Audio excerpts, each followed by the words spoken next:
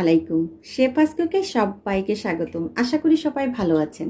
রমাদান মোবারক, পবিত্র মাহে রমজানের শুভেচ্ছা জানিয়ে শুরু করছি আজকের রেসিপি। আজ আমি আপনাদের সাথে শেয়ার করছি খুবই মজার একটা রেসিপি। চলছে রমজান মাস, তো রমজান মাসে সাহারিতে খাওয়ার জন্য কিন্তু অনেকেই অনেক রকম রেসিপি তৈরি করেন। তো আমার যেটা মনে হয়, আমি আসলে মানে সাহারিতে আমি কোনো ঝোল পছন্দ করি না, আমার ভালো লাগে না। তো এই টাইপের এরকম একটা মাছের রেসিপি যদি থাকে তাহলে আমার মনে হয় ছোট বড় সবারই খুবই পছন্দ হবে। আর এটা কিন্তু খুবই মজার একটা রেসিপি, আর আপনারা চাইলে এটা ট্রাই করতে পারেন, আর ট্রাই করে আমাকে কিন্তু জানাতেও পারেন যে আপনাদের কাছে কেমন লেগেছে। তাহলে চলুন শুরু করা যাক আজকের রেসিপি। প্রথমেই আমি মাছটাকে একটু প্রিপেয়ার করে নিব। তো লবণ না, হলুদ দিয়ে দিচ্ছি, আর এখন দিচ্ছি লবণ। আর আজকে কিন্তু ভয়েসটা সরাসরি, অনেকেই বলেছে আপু তোমার রান্নার সাউন্ডটা শুনতে চাই, তো সেজন্য আসলে আমি আজকে সরাসরি ভয়েসটা দিচ্ছি। তো রান্নার সাউন্ড অনেকেই পছন্দ করেন, আবার অনেকেই পছন্দ করেন না। তো কি আর করা যাবে, যারা পছন্দ করেন তাদের জন্য আজকের রেসিপি। তো এখন আমি ভালো করে মাছটাকে মাখিয়ে নিচ্ছি আর কি। আর এই রেসিপিটা করতে একদম আমার কোনো মশলাই লাগবে না, মশলা ছাড়াই খুবই মজার একটা রেসিপি। আমার তো খুবই পছন্দের একটা রেসিপি এটা।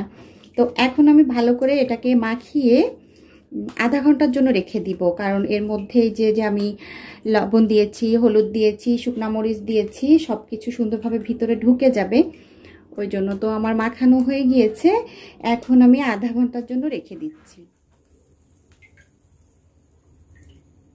আধা ঘন্টা পর চলে আসলাম। এখন আমি প্যান বসিয়ে দিয়েছি, চুলাটাও আগে থেকে অন করে রেখেছি। পানি ছিল প্যানে, পানিটা শুকিয়ে গেছে। এই পর্যায়ে আমি তেল দিয়ে দিচ্ছি।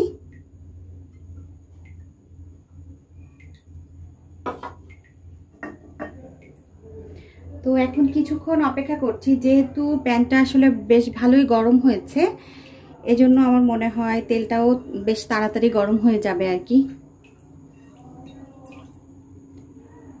তো এখন মাছগুলো দিয়ে দিচ্ছি।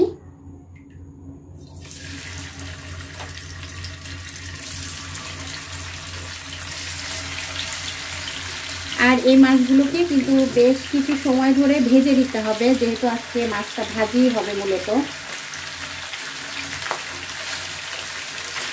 মাছটাকে কিন্তু আমি ভালো করে উল্টে পাল্টে এটাকে ভেজে নিব। মাছগুলোকে আমি কিন্তু খুব সুন্দর করে ভেজে নিয়েছি, দেখতে পাচ্ছেন এই পুরো সাইডগুলা আমি উল্টে পাল্টে এইভাবে ভেজে নিয়েছি, যেহেতু এটা কিন্তু পরে আর রান্না হবে না তেমন করে, ওই জন্য আর কি এইভাবে ভেজে নেবেন। আর এই মাছটা কিন্তু এমনিতেই খেতে খুবই ভালো লাগে আর কি।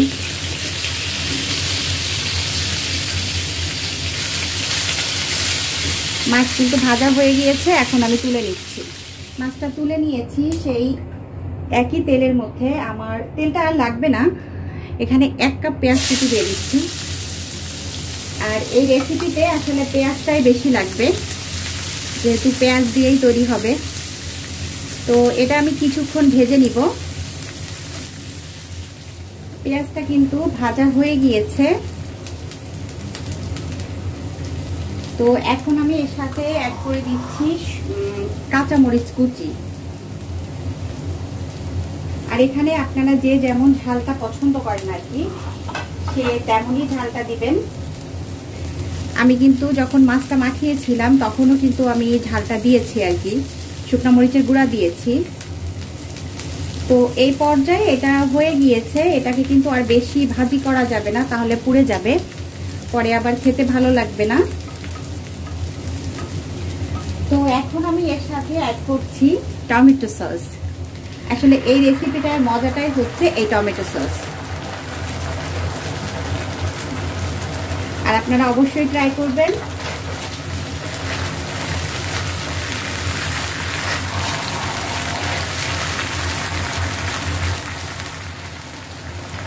এখন আমি এর সাথে অ্যাড করছি সামান্য পরিমাণ লবণ, যেহেতু টমেটো একটু টক, ওই জন্য লবণটা দিচ্ছি। আর এটাকে কিছুক্ষণ নাড়াচাড়া করছি আর কি। এখন মাছগুলো ঢেলে দিব।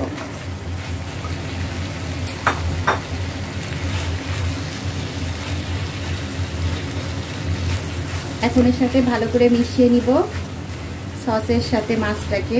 আর এই রেসিপিটা অবশ্যই মজার একটা রেসিপি, আপনারা বাসায় ট্রাই করবেন আর আমাকে অবশ্যই জানাবেন যে আসলে আমার যে পছন্দ রেসিপিটা আপনাদের কাছে কেমন লেগেছে।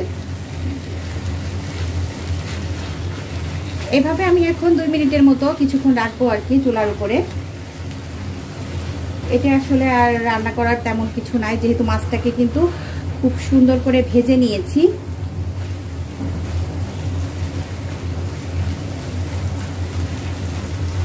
এখন আমি এর সাথে অ্যাড করছি একটা জিনিস, এটা দিলে আসলে আরো বেশি টেস্টি হয়।